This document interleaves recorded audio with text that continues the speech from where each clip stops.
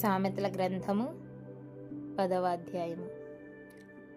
జ్ఞానము గల కుమారుడు తండ్రిని సంతోషపరచును, బుద్ధి లేని కుమారుడు తన తల్లికి దుఃఖము పుట్టించును.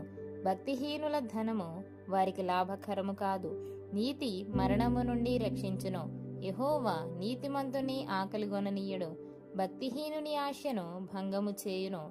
బద్ధకముగా పనిచేయువాడు దరిద్రుడగును, శ్రద్ధ గలవాడు ఐశ్వర్యవంతుడగును.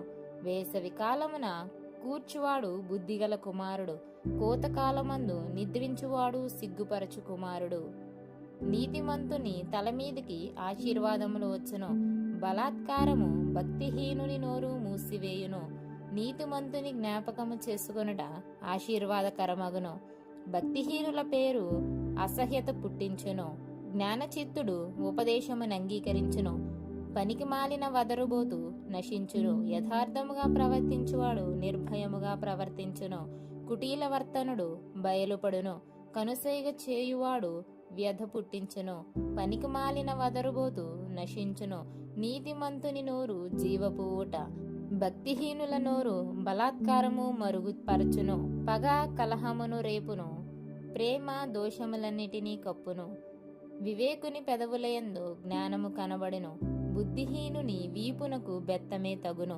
జ్ఞానులు జ్ఞానము సమకూర్చుకొందురు, మూఢుల నోరు అప్పుడే నాశనము చేయును. ధనవంతుని ఆస్తి వానికి ఆశ్రయ పట్టణము, దరిద్రుని పేదరికము వానికి నాశనకరము. నీతిమంతుని కష్టార్జితము జీవదాయకము, భక్తిహీనునికి కలుగు వచ్చుబడి పాపము పుట్టించును. ఉపదేశమును అంగీకరించువాడు జీవమార్గములో ఉన్నాడు, గద్దింపునకు లోబడనివాడు త్రోవ తప్పును. అంతరంగమున పగ ఉంచుకొనువాడు అబద్ధికుడు, కొండెము ప్రచురము చేయువాడు బుద్ధిహీనుడు. విస్తారమైన మాటలలో దోషముండక మానదు, తన పెదవులను మూసుకొనువాడు బుద్ధిమంతుడు. నీతిమంతుని నాలుక ప్రశస్తమైన వెండి వంటిది, భక్తిహీనుల ఆలోచన పనికిమాలినది. నీతిమంతుని పెదవులు అనేకులకు ఉపదేశించును, బుద్ధి లేకపోవుట చేత మూడులు చనిపోవుదురు. యెహోవా ఆశీర్వాదము ఐశ్వర్యమిచ్చును, నరుల కష్టము చేత ఆశీర్వాదము ఎక్కువ కాదు.